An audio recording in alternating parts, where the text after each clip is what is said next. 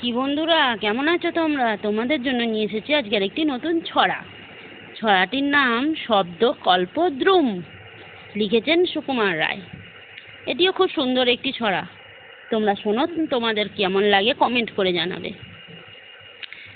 ঠাস ঠাস দ্রুম দ্রাম, শুনে লাগে খটকা।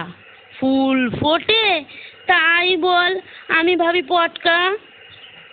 সাঁই সাঁই পন পন, ভয়ে কান বন্ধ, ওই বুঝি ছুটে যায় সে ফুলের গন্ধ।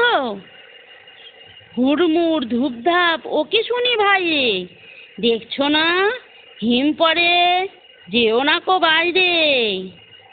চুপচাপ ওই শোনো, ঝুপঝাপ ঝপাস, চাঁদ বুঝি ডুবে গেল, গপ গপ গবাস। ঘ্যাঁচ ঘ্যাঁচ ঘ্যাঁচ ঘ্যাঁচ, কত কাটে ওই রে, দুর্দার চুরমার, ঘুম ভাঙে কই রে। ঘর ঘর ভন ভন, ঘোরে কত চিন্তা, কত মন নাচে শোন, ধেই ধেই ধিনতা। ঠুং ঠাং ঢং ঢং, কত ব্যথা বাজে রে, ফট ফট বুক ফাটে তাই মাঝে মাঝে রে। হই হই মার মার, বাপ বাপ চিৎকার, মাল কোচা মারে বুঝি, সরে পড় এইবার।